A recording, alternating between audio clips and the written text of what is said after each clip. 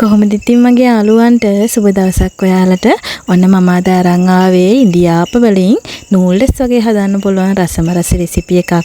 මේක හදන්න හරිම ලේසි, ඒ වගේම තමයි හරිම රසයි. ඉතින් මුලින්ම මම මේ වගේ බෝල් එකක් අරගෙන එකට එකතු කරගත්තා කඩේ තියෙන ඉන්දියාප පිටි වලින් ග්‍රෑම් 400ක්.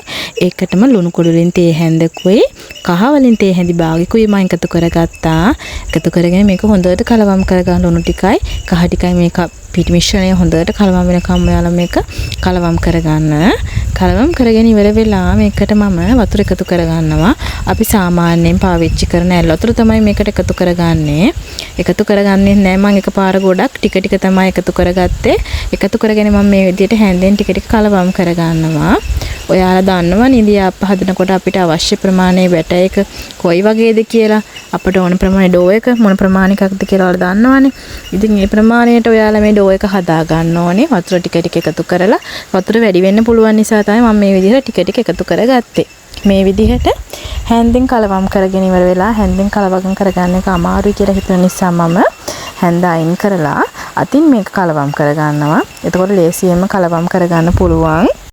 දැන් ඉතින් මම මේක මේ විදිහට අතින් හොඳට අනා ගන්නවා. වතුර ටිකක් තවත් මදි කියලා හිතුන නිසා මම තවත් වතුර ටිකක් එකතු කරගත්තා. ඔයාලට මේකට කහ එකතු කරගන්න එක අත්‍යවශ්‍යම නැහැ. මේකට ලස්සන පාටක් එන්න ඕන නිසා මම කහ එකතු කරගත්තේ. ඔයාලා කැමති නම් විතරක් එකතු කරගන්න. මේ බලන්නකෝ ඩෝ එක මෙන්න මේ ප්‍රමාණයේ ඩෝ එකක් තමයි අපිට ඕනේ වෙන්නේ. ඉන්දියාප්ප හදන ප්‍රමාණයේ ඩෝ එක. ඔයාලා දන්නවනේ මොන ප්‍රමාණයේද කියලා. ඉතින් දැන් මේ ඩෝ එකේ ප්‍රමාණය හරි. මේක දැන් මම පැත්තකින් තියා ගන්නවා. තියාගෙන ඉවර වෙලා මම දැන් ගන්නවා අපි මේක ස්ටීම් කරගන්න එක. මම රයිස් කුකර් එකේ තමයි ස්ටීම් කරගන්නේ. ඔයාලා කැමති විදිහකට ස්ටීම් කරගන්න. ඒකට මම මේ විදිහට කෙසෙල් කොලයක් එලා ගන්නවා. කෙසෙල් කොලයක් එලාගෙන මම ඉන්දියාප්ප වං ගෙඩියට මේ විදිහට ඩෝ එකෙන් ටික ටික එකතු කරලා මේක දැන් මිරික ගන්නයි හදන්නේ. දැන් මම මේ විදිහට කෙසෙල් කොලේ උඩට මේ ටික මිරික ගන්නවා. ඔයාලට මේ විදිහට කරන එක අත්‍යවශ්‍යම නැහැ. ඔයාලා ඉන්දියාප්ප හදන විදිහට ඉන්දියාප්ප හදාගෙන උනත් මේක හදා ගන්න පුළුවන්. ඒක නිසා ඔයාලා කැමති විදිහකට මේක හදා ගන්න. එහෙම කිසි ප්‍රශ්නයක් නැහැ. ඔයාලා මේක කෙසෙල් කොලේ උඩට දා ගන්නකොට එක උඩ එක ගොඩක් දා ගන්න නැතුව එක තට්ටුවක් විතරක් මේ විදිහට දා ගන්න. දාගෙන ඉවර වෙලා ඔයාලා මේක ස්ටීම් කරගන්න. මොකද එහෙම දාගත්තාම මේක එක උඩ ඇලෙන්න පුළුවන්.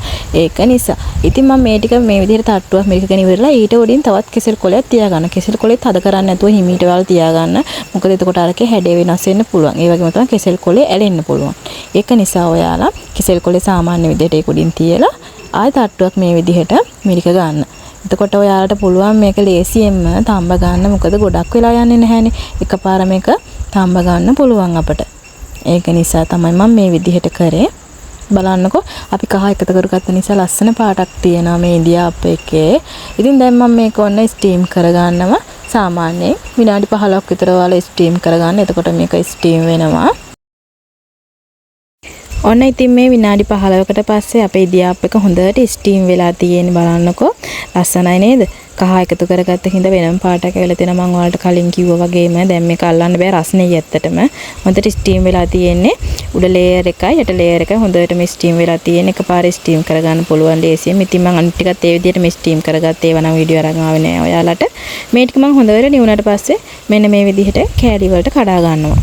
කෑලි වලට චූටි චූටි කෑලි වලට කඩා ගන්න. ගොඩාක් චූටිට කඩා ගන්න අවශ්‍යත් නැහැ. සාමාන්‍ය ප්‍රමාණයේ කෑලි වලට මේක මම කඩා ගන්නවා. කඩාගෙන ඉවර වෙලා මම මේක පැත්තකින් තියා ගන්නවා.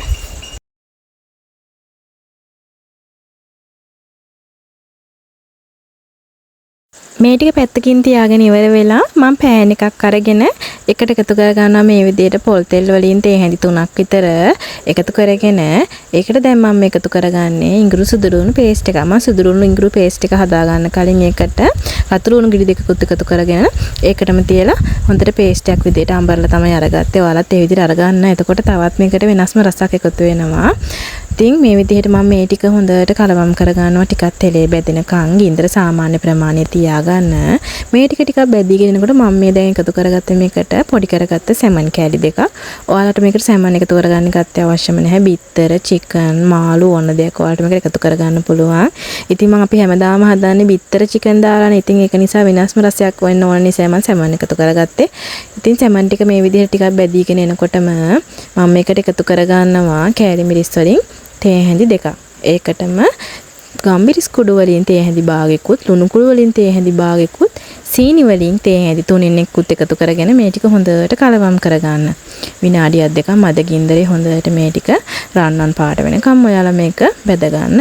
මේ විදිහට විනාඩියක් දෙකක් බෙදීගෙන එනකොට මම එකට එකතු කරගන්නවා ගාගත්ත කැරට් අලයක් මේ විදිහට එකතු කරලා ඉවරලා මේකත් හොඳට කලවම් කරගන්න. කැරට් ටික විනාඩියක් දෙකක් ඔයාලා මේ විදිහට මද ගින්දරේ තෙරේ බෙදෙන්න දෙන්න. කැරට් ටික බෙදීගෙන එනකොට මම මේ එකතු කරගත්තේ කපාගත්ත ගෝවා කෑල්ලක්, පොඩි ගෝවා කෑල්ලක් මේ විදිහට හීනියට කපලා ඔයාලා එකතු කරගන්න. ගෝවා එකතු කරගන්න එකත් අත්‍යවශ්‍යම නැහැ. ඔයාලට මේ වෙනුවට ලීස් උනත් එකතු කරගන්න පුළුවන්. ඉතින් අපේ ගෙදර ලීස් තිබුණ නැති නිසා තමයි මම ගෝවා එකතු කරගත්තේ. ඉතින් මේ ටිකත් හොඳට ඔයාලා විනාඩියක් දෙකක් තුනක් තෙලේ තම්බ ගන්න. මේ ටික තම්බගෙන ඉවරලා ඔයාලා මේකේ ලුණු හැම බලන්න ලුණු හැම ඇද්ද කියලා ඔයාලට. ඉතින් මේක තම්බුනාට පස්සේ ටිකක් තෙලේ මම දැන් මේ එකතු කරේ අපි අර කෑලි කඩාගත්ත ඉන්දියාප්ප ටික. ඒ ටික එකතු කරලා හොඳට ඔයාලා මේක කලවම් කරගන්න. මේ ඉන්දියාප්ප එක මේ විදිහට තේ රත් වෙනකොට ලේසියෙන්ම කෑලි ගැලවෙනවා. ඒක නිසා ඔයාලට මේක පහසුවෙන්ම කලවම් කරගන්න පුළුවන්. මේ විදිහට ඉන්දියාප්ප ටිකත් විනාඩියක් දෙකක් තෙලේ මේ විදිහට කලවම් කරගත්තට පස්සේ ඔයාලා මේකට දැන් මම එකතු කරගන්නවා මුරුංග කොළ ටිකක් හීනියට කපාගෙන.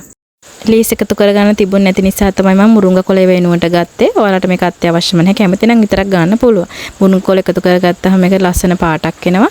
ඒ වගේම තමයි වෙනස්ම රසක් එනවා. මුරුංග කොළ කියන්නේ ගොඩක් ගුණ කෑමක්නේ. ඒක නිසා තමයි මම මේ එකතු කරගත්තේ. මේකට ඔයාලා මේක ලුණු හැම බලලා අවශ්‍ය නම් එකතු කරගන්න. දැන් මම මේ විදිහට මේක ලිපෙන් අයින් කරගන්න ලං වෙද්දිම මේ විදිහට මුරුංග කොළ ටික එකතු කරලා මේක හොඳට කලවම් කරගන්නවා. කලවම් කරලා ඉවරලා ඉතින් දැන් මේක මම ලිපෙන් අයින් කරගන්නවා. දැන් මේක හොඳට කලවම් වෙලා තියෙන්නේ. ඉතින් ඔයාලත් අනිවාර්යෙන් මේක හදලා බලන්න. හදන්න හරිම ලේසි.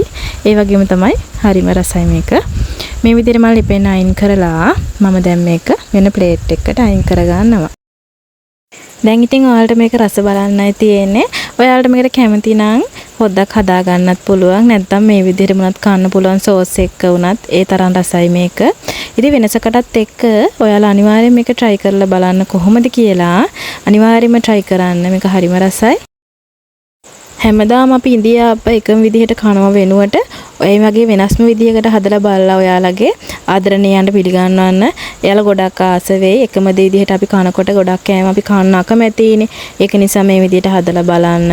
හදලා බලලා අනිවාර්යයෙන්ම කොහොමද කියලා මට කමෙන්ට් එකක් දාගෙන යන්න අමතක කරන්න එපා ඔයාලා. ඔයාලගේ කමෙන්ට් එක තමයි මම ගොඩාක් ආදරෙන් බලාපොරොත්තු වෙන්නේ. ඒ වගේම තමයි ලයික් එකක් දාන්නත් අමතක කරන්න එපා. මගේ වීඩියෝ ෂෙයා කරන්නත් අමතක කරන්න එපා ඔයාලා. ඔයාලට ආයෙත් මම මේ වගේම රසම රස වීඩියෝ එකක් අරගෙන ඉක්මනට මම ඔයාලව හම්බෙන්නම්. හැමදාම වගේ ඔයාලට අදත් වෙනස්ම විදිහේ රෙසිපි එකක් මම අරන් ආවා. ආයෙත් දවසක හම්බෙමු. ඔයාලට සුබ දවසක්.